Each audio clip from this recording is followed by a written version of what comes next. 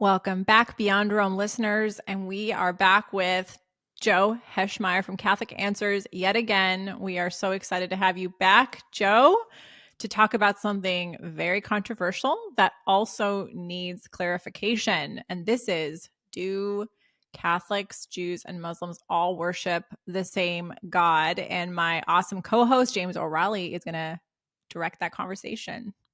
Yeah, thank you so much for being on, Joe. And for those who aren't listening, Joe is, or if you didn't listen to our previous podcast with Joe or episode, he's with Catholic Answers, a senior. What's the title, Joe? I'm just a regular apologist. Regular apologist. All right. Guys who've been at it a lot longer than me. Right, but still, he's getting a promotion now. He's getting a promotion. Right, in the works. But we're honored to have you on. But yeah, I'll start with the question that Simone posed. Do Muslim, Jews, and Christians worship the same God? They do. And this is something that Vatican II actually talks about, but not just Vatican II. This is actually the long-standing Christian position in terms of understanding the relationship of Christianity, Judaism, and Islam. So Nostra Aetate talks about how Muslims, quote, adore the one God, living and subsisting in himself, merciful and all-powerful, the creator of heaven and earth, who's spoken to men, end quote. Now, I want to say something very clearly at the beginning, which is, in saying we worship the same God, this is a very low bar. Mm-hmm. Like, if you say, I think the God of Abraham is terrible, and I say, I think the God of Abraham is great, we're talking about the same God. We're saying opposite things. So we don't want to fall into the trap that, well, if we both are orienting our worship towards the God of Abraham, therefore good enough. But we don't want to fall into the opposite trap of saying, well, if we believe different things about the God of Abraham, therefore we don't believe in the same God. That doesn't follow logically. We just came out of a political situation, the election cycle. And they're recording this in mid-November. Yes, but I think whenever this airs, it'll still be relevant. Right. Mm-hmm. You can take a political figure and you can talk to two different people of different parties and persuasions and say, describe that person to me, and get wildly different pictures. Mm-hmm. And maybe someone who doesn't know much about them would say, oh, they must be referring to two different people. Like, these pictures are so different that they sound like two completely different people. Who could you possibly be talking about, Joe Heschmeyer? You can do this with a lot of politicians. That was a brilliant analogy, but I don't want to compare any politician to God, but I think that's only going to feed into that. But the point is, you could make a word picture of just like, oh, describe so-and-so to me, and have these two opposite, in many ways, sort of pictures. And the result to that, like the way we understand that, should not be, okay, this must be two different people. The result should be maybe one or both sides is wrong in their conception. Like, maybe there's things that need to be clarified. That trait you're ascribing isn't true. It should be the opposite one, or, whatever it is. And obviously that's much more important when we're talking about God. Mm-hmm. And so, Muslims will say God does not have a son. Jews would agree. Christians would say God does have a son. Now, one side is right to that. They obviously can't both be right, but that doesn't mean we're talking about two entirely different gods. Right. Well, would you separate then? Is it Christians versus Jews and Muslims, or does it vary between each group? It varies topic by topic, because when we're looking at sources of divine revelation, one of the things that we have in common with Jews that we don't have in common in the same way with Muslims is we believe the Jewish scriptures are inspired. Right. And so God has revealed himself in the Jewish scriptures in a way that he has not in the Quran. That is very clearly the Christian view. And so there are statements in the Quran that are simply false, whereas the Jewish picture we would say is incomplete. Mm-hmm. And so there are things about God that we know now from the New Testament we wouldn't have known from the Old Testament alone. But we wouldn't say there's anything in contradiction between the Old and the New Testament. We would say that there are contradictions, and frankly, I think intentional contradictions between the Quran and the Bible.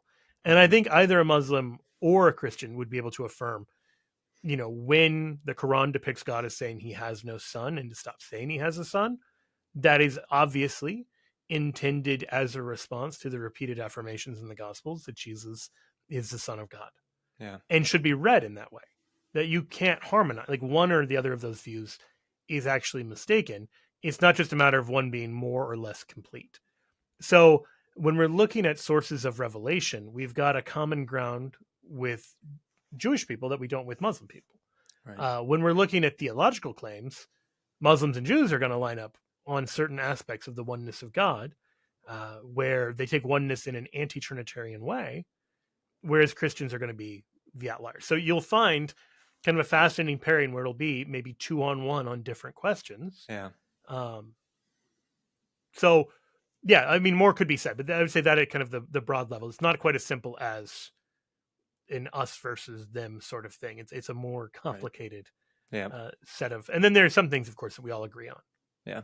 Well, we might say, even with Vatican II, they might say, the church might say, we all worship the same God. Would it go the same way? Or I would imagine it doesn't among the other traditions, the other faith traditions, where they wouldn't believe that we do, or do you think they do? It's a more complicated question from the Jewish perspective, because there's a belief that there's a false Messiah, that Jesus is a false Messiah. So what does that do for the status of people that, particularly if you are ethnically and religiously Jewish and become Catholic? And I will leave that to people who are Jewish to decide how they would kind of interpret that. It's a little clearer in the Quran, because the Quran talks about, the status of people of the book. Still, you'll find various kind of takes amongst Muslims, even on questions like that. So the Quran talks about the Injil, the Gospel of Jesus, being divinely inspired, but they believe that both the Torah and the Injil were corrupted, that Jews and Christians tampered with the biblical texts. And so what that looks like, what that means, they would say, there have been some, additions and subtractions and perversions in the text, but the underlying text itself seemingly is still divinely inspired. But the only untampered with divine text would be the Quran itself. That would be kind of the Muslim view. So there would still be the sense that, yes, we're still talking about the same God, but they would say, Christians are making false claims about that God. Yeah. And this is, I said this at the top, this is not a new way of understanding the relationship. So some listeners may be familiar that the older term Christians used for Muslims, that's now often considered kind of offensive, was Mohammedan. Mm-hmm. But the whole point was that it was understood by Christians as a Christian heresy. And heresies tend to be named after their founder, like Marcionitism, right? And so this is a pretty, so we gave it a heretical kind of nomenclature. And if you look at something like Gnosticism, so people tend to have no problem saying that one of the earliest heresies the church faced was Gnosticism, but Gnosticism gets God way more wrong than Islam does. Right. Like, it's actually much harder to say we worship the same God in Gnosticism, yet we regard that as a heresy rather than a totally separate religion, because it's coming from, in a weird way, the same place, but making these sometimes radically false claims about divinity. So go back all the way to 1076. In 1076, Pope St. Gregory VII writes to the Islamic king of Mauritania, Azir, and he says, quote, "We and you must show in a special way to the other nations an example of this charity, for we believe and confess one God, although in different ways, and praise and worship him daily as the creator of all ages and the ruler of this world." So I stress that to say, this is 1,000 years ago, just shy of, and he's recognizing, number one, we believe in and worship the same God, but number two, in different ways. We have different claims we're making. And I think both of those are things you want to kind of stress in the same breath, or else people will get a wrong idea of what your position is. Right. Now, some of that may seem incontrovertible, or, some people listening might be like, okay, what's the big problem there? And I will turn to Joe Carter of First Things as someone who takes the opposite position, or at least did. This is a much older article that he wrote, where he takes a position that if you deny that Jesus is the begotten Son of God, then you do not know the Father, and therefore we can't be said to worship the same God. The result of that line of thinking is that because he thinks the Trinity is an essential aspect of God, anyone who isn't Trinitarian does not believe in the same God, does not worship the same God. So that way of demarcating things would mean not only do Muslims have a different God, but so do Jewish people, so do Oneness Pentecostals, so do Unitarians, and that this ends up in this position where you would have to say, even the believers in the Old Testament who did not know about the Trinity didn't worship the same God as believers in the New Testament. Well, that ends you in this really strange place, much more like, and this is going to be the second podcast with you guys that I've mentioned this heresy, much more like the heresy of Marcionitism, where you say it's a different God between the two testaments. So that way of thinking might sound logically valid at first, but as soon as you press on it, it falls apart. You have to be able to say somebody is wrong about the true God without that automatically meaning that therefore they're, right or wrong or whatever about a false God. You can get God wrong while still getting God wrong, as opposed to getting somebody else wrong. Right. And that would be then distinction between revelation and doctrine, or is it because you said that, say because there's different revelation for Muslims versus Christians, but wouldn't you say that all Christians in a sense have the same revelation, they would just have different doctrine? Oh yeah, so that is right. So there's a couple ways we can kind of demarcate. When I was talking about the relationship between Jews, Muslims, Christians, there are going to be certain things where if you say, is God triune?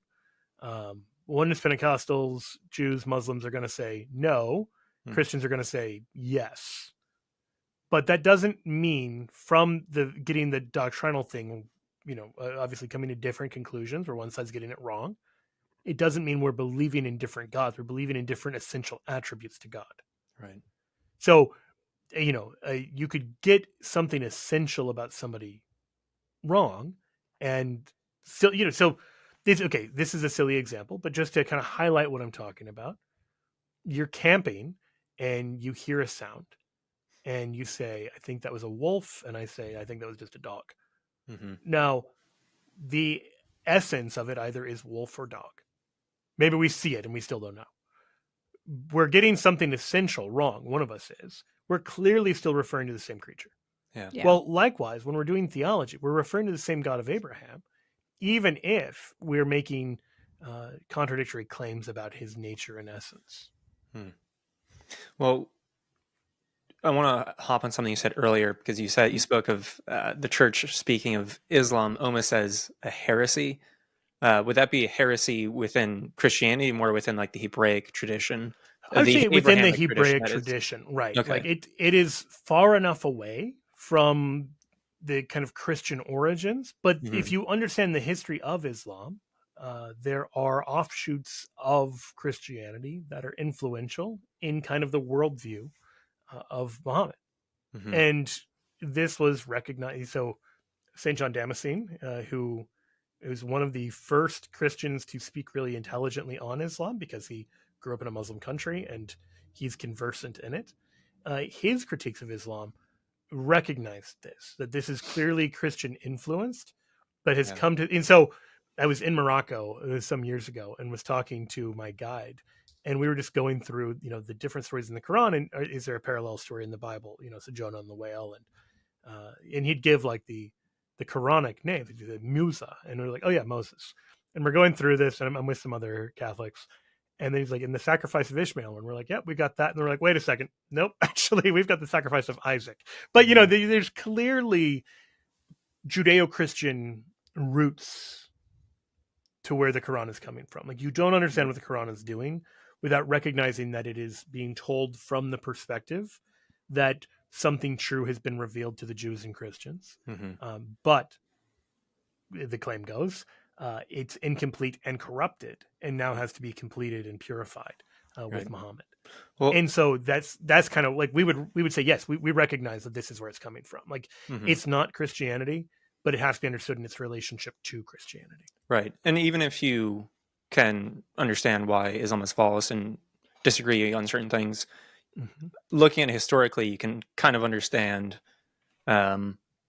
say you have the Arabian Peninsula and you have these kind of syncretic forms of Christianity and their heretical forms where people are probably to some degree worshiping the saints or minor figures, things like that. And then also mixing in with pagan gods, you have someone like Muhammad coming in and it's kind of all a mess. So he just kind of wants to get back to the roots. Almost kind of this Martin Luther drive where it's like, no, just simplify everything. There's one God, enough of this nonsense with, these minor deities and the Trinity and this mix of things. So to a certain degree, if there was this corrupted form of Christianity kind of mixing in with these other pagan forms, you can also understand where maybe this desire to simplify comes in as well. Yeah, I mean, in fact, one of the early Christian responses was the rise of iconoclasm in the East, because there was this thought that, okay, well, partly, the Byzantine armies were losing to the armies of the Islamic Caliphate, and so they thought, is this God's judgment upon us? Have we fallen into idolatry by having images? And so they took the kind of Muslim critique of Christianity very seriously. Now, ultimately, and I think properly, the church rejected that and said, no, icons aren't the problem. Sure, you can go too far, but there's a proper and healthy respect. But it is certainly possible, as you're looking at the kind of the fringes of the Christian world, and you have a world shaped more by Nestorianism than by Catholic Christianity, that you're going to have people with a skewed theological vision of God. I think the Christology is not like the Christology in the Quran. It's not entirely clear that Muhammad understands what it is Christians believe about the Trinity or about God. Right. And so as a result, you say, well, how much of that is his own kind of failure to understand? How much of that is the world in which he lived? I think I would put a lot in the former, honestly. But, because he hadn't been like a practicing Christian who then became Muslim. Right. So he has, even as someone who has this dynamic relationship to the scriptures, he has an outsider's take on a lot of this stuff. Right. So he's never fully Christian in the first place. He's got, I believe his brother-in-law was a Nestorian priest, but it might have been his... I think his uncle was an Arian who supposedly tutored him. Maybe there's some kind of family connection. Yeah. I thought it was through marriage, but it may have been. But it's something a little more distant. And so, it's like if you've got an aunt who's a Hindu and someone says, what's Hinduism about? And you're like, I vaguely remember this stuff my aunt was telling me. And so you're going to probably get a partially correct, but maybe embarrassingly wrong depiction of it as an outsider with like a couple windows into the thing. Right. Well, that's kind of how the Quranic take of Christianity reads to a Christian. Is this is somebody who doesn't really get Christianity in the first place. And that can be, if you don't take for granted the inspiration of the Quran, you can say that is explained pretty easily by the fact that this is an outsider's understanding of Christianity that's distorted in some important ways. Yeah. I'm going to cheat a little bit, just because one, there are so many different heresies historically, but also for our listeners, what is Nestorianism? Oh, okay. Yeah. So Nestorianism is a heresy about the nature of Christ. So one of the kind of famous ways that it gets hammered out is, do we refer to the Virgin Mary as Theotokos, which means Mother of God, or literally God bearer? Or should we just refer to her as Christokos? I'm butchering the Greek right now. Christ bearer. In other words, does Mary bear God or just Christ? Yeah. On the surface, this is a debate about Mary. In reality, this is a debate about how we understand Jesus. Right. Is Jesus God? And like, what is the way these, we would say this is the Catholic, and this is shared by the Orthodox. The view is that there's two natures. He's fully God and fully man. And so Mary is truly his mother because it's one person. He's not two separate people. Yeah. It isn't like inside one body, you have a divine Christ as a roommate to a human Jesus. And so Nestorianism, at least as it's understood, again, on the outside, by those of us who are not Nestorians, Nestorianism seemed to be treating Jesus as two subjects rather than one. Mm-hmm. Looking at him with the wrong kind of double vision. Yes, very much so. That's a good throwback to the other episode. And this then produces a big pushback, which then goes to the opposite extreme, what's sometimes called miaphysitism, which says, okay, yeah, there is just one Jesus, not two, but it ends up blending his human and divine natures, seemingly, in a way that doesn't make the proper distinctions. So we want to say, and this is what the Chalcedonian Christian model is, that he's fully God, fully man, one person with two natures. Right. Well, I mean, this episode itself isn't on heresies, but I think it's important to kind of go through them and understand, because during this time where you have Islam, you also have these heresies. So it's you can understand why there's these false versions of Christianity as well. And maybe, Muslims could claim, or Islam could claim, that there's different versions of Islam and you haven't gotten the real one, or whatever it might be. Sure. Well, and also this kind of Christian infighting is really key to understanding the rise of Islam. Right. So if you look at the early Christian world, the North African and Middle Eastern kind of lands are extremely Christian. Like Syria is Christian. Egypt is Christian. Right. Algeria is Christian. Yeah. What happens? Well, in a lot of cases, what happened was the Catholics and Orthodox were pretty harsh to the Nestorians and the Monophysites. Right. And so when the Muslims come along and promise basically Dhimmitude, it's viewed as the less bad option. Now, what quickly happens is, kind of under Islamic rule, the Christians slip away from the practice. Like Dhimmitude is sort of set up in such a way as to make it just like obnoxious enough to not be Muslim, that it makes Islam very inviting, and it's key to kind of getting ahead in the world. And so there's not like the open, incredible oppression that's going to produce martyrs and a great, surge of like Christian resilience. It's just the kind of world of inconvenience. Yeah. And in that world of inconvenience, the sinful nature of those of us as believers can say, yeah, if I just wasn't so, so much of a stickler on Jesus being divine, my life would go a lot easier. Right. And Christianity in North Africa is largely snuffed out, or takes these pretty aggressive form. Like Ethiopian Orthodox, they have to fight hard to not fall into this. The Copts, they have to fight hard to not be completely eradicated. And so they lean into, spiritual disciplines and everything else. So that's right. You do have to understand the world of this kind of inter-Christian conflict, or intra-Christian conflict, to make sense in part of the rise of Islam across these formerly Christian lands. Yeah. That might be what. Sorry, James, if I can quickly interject. Sorry to interrupt you. I wonder if that side thought, if that's why Ethiopian Orthodox and Coptic Orthodox are so good at fasting, actually. I always joke about this. When I was living in DC, it seemed like every Lent, right when I was feeling sorry for myself about giving up something, I would have a cab driver from Ethiopia, and we'd invariably end up on the conversation. It's like, that's not even a real fast, Joe. Exactly. It's like 55-day fast where you're doing veganism and right, standing for 3 hours in the Divine Liturgy. And it's just like, okay, I'll shut up. Nothing I'm doing comes anywhere close to that. But I do think there is this real sense, and this is something I think we can take from that. Yes. That the Christians who knew their faith was on the line leaned into the spiritual disciplines in a much greater way. And I think probably Islam was in some ways both a challenge and maybe a healthy influence. I mean, Ramadan is no joke. It's no joke. And so, to go sun up to sundown without even water. I had a hot dog vendor who was right outside my work, who I got to know, and he was a pretty devout Muslim, and it would be hot out there, and he's selling hot dogs while fasting. Oh, and I'm just like, I don't think I could do it. I would break.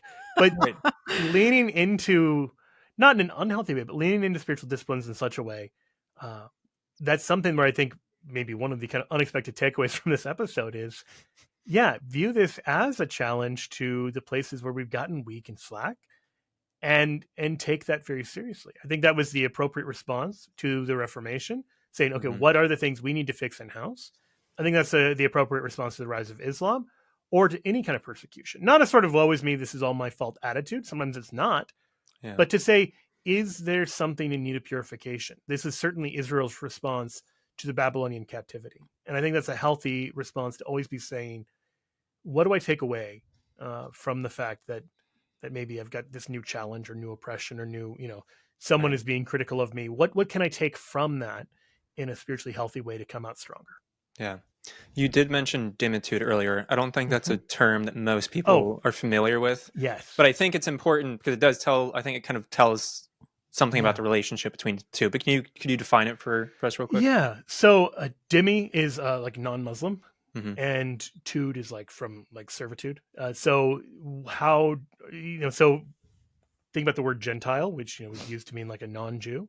Yeah. And dhimmi is kind of the version of that. So if you are living in an officially Islamic country, and at least historically, what are the kind of obligations on you? So this might be paying taxes and these other things. Like there's certain political positions are closed off to you. The Right. Ottoman Empire is pretty famous for this. And so doors are closed in your life where it isn't like you're going to be rounded up and executed. You can openly live as a non-Muslim, Right. but your life will be made harder. Sort of softer persecution.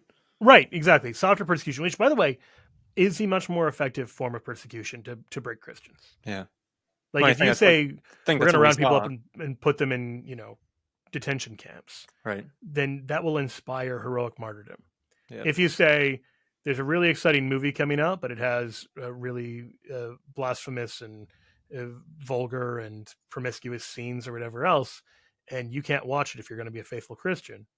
Well, now it's just like, oh, come on. I want to, everybody else is talking about this series or this movie or whatever. I interview my parents, not like formally, but a lot about being dhimmi in Egypt. Like, did you really feel like you were second class citizens? Did you like, without a doubt? Yes, definitely. Absolutely.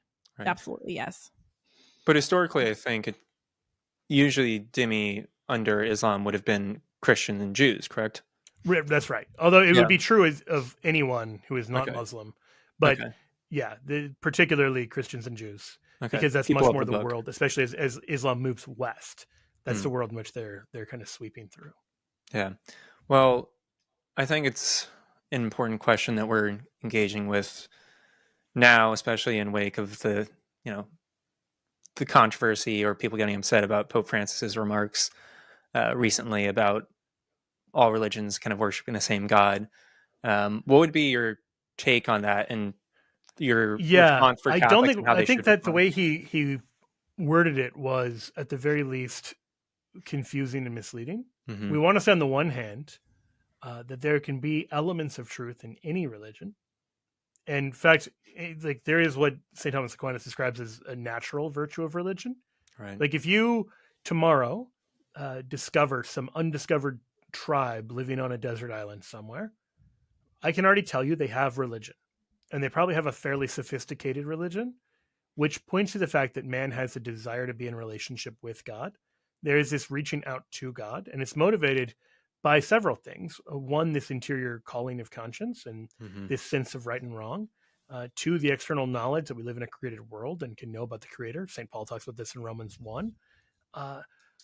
But in light of that, you're going to get some things right. Like in your desire to be in relationship with God, you'll come up with some way of trying to please God, and it may be pleasing to him or it may be displeasing to him. Mm-hmm. We can recognize the things that are actually pleasing.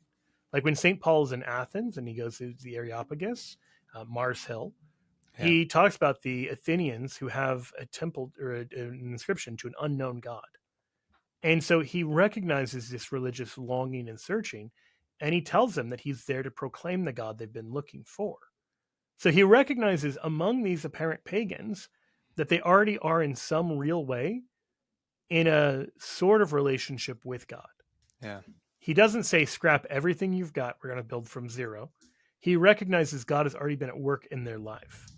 And so any good apologist, any good evangelist, any good missionary has to say, where is God already active in this person or in this people? Mm-hmm. And kind of draw that out and affirm it without falling into the trap of saying, therefore, we're all good enough. Right. Because clearly when we're saying opposite things about God, that can't all be true just from a logical level.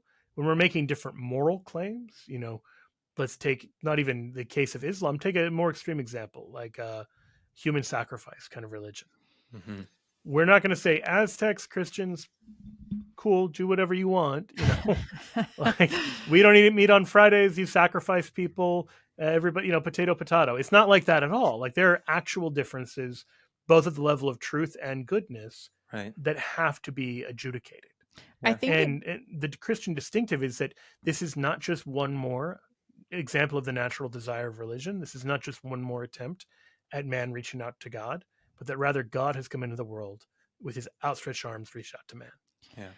I think that's why evangelizing is such an art, because to take what the natural law in other, or the virtue of religion, in other faith traditions, if you want to call them that, to take that to build bridges and then also then to complete or correct, it takes first humility that God does reveal himself to those who sincerely seek him.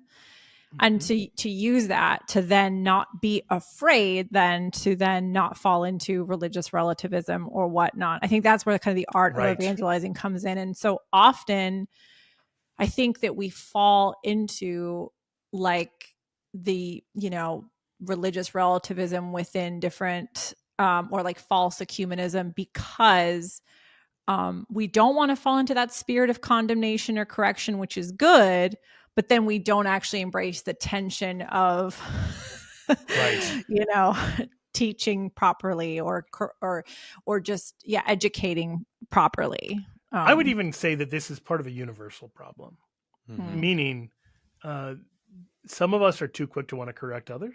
Yes. And some of us are, hey, I don't know why you're saying yes so enthusiastically. I'm thinking of myself. Oh, okay. I'm just teasing. From like you and I think, are the same on this. A long time ago. Yeah. And so it can be really good to say like, okay, what is the other person getting right? Right. But you can't just stay there. Yes. You can't say, oh, he's cheating on his wife because he's lonely. Like, by all means, you can say, where's the thing? Where's the authentic need being expressed there? And we can try to work with that. And a spirit of condemnation doesn't get you there. Right. But there are times where you actually do have to condemn bad behavior. You actually do have to reject bad theology. You have to do like the actual conflict work. But then you also have to do the underlying work of saying, okay, but what is this getting right? Right. And if you go back to your analogy about being in the woods and you hear a sound of something approaching, it's not even just that like, oh, we can all have a sense of that and we all this natural virtue to understand that. Depending on what it is, you have to have the proper response. So in the case of God, where it's like, yes, if there's something coming to the woods, if it's something dangerous, you have to prepare, you have to respond the right way. If it's Jesus Christ coming with outstretched arms, there's a certain response you have to have. So it's not just moral relativism when you say that, because yes, we all have that natural virtue, that natural response to, you hear the noise in the woods or whatever it might be, the calling of the conscience, every man's desire to know God. Yeah. The response is the important part, and that's the distinguishing part too. I think even among Christians, Muslims, Jews, and any other religion, it's that response to that noise in the wood. Yeah, and hopefully, Muslims and Jews listening to this will recognize like, oh yeah, this is something we should be able to agree on. This is not just about who can be the most right. Right. We actually think it matters for your eternal beatitude and happiness, whether you respond in the appropriate way. Yeah. Now, we'll leave aside all the tricky, complicated ways of how does God judge what we knew and all of that. That's not our concern. Mm-hmm. But we do have the concern of saying we want to help people make the best possible response to the ways that we believe God is calling them. And part of that involves helping people to realize who God is and how he's calling them in the first place. Amen. Well, Joe, thank you so much for joining us. It was a great episode. And yeah, we'll look forward to having you on again sometime soon. Good. I'd look forward to that as well. Yeah, that'd be great. Thanks, Joe. If this episode was helpful for you, please consider sharing it with a friend, leaving a rating and review to help us spread the word, and donating at philosproject.org/give with the comment Catholic to support this podcast. To learn more about becoming a Christian leader in the Near East, check out our Pathfinder free online courses, also on our website. Thanks for listening. See you next week.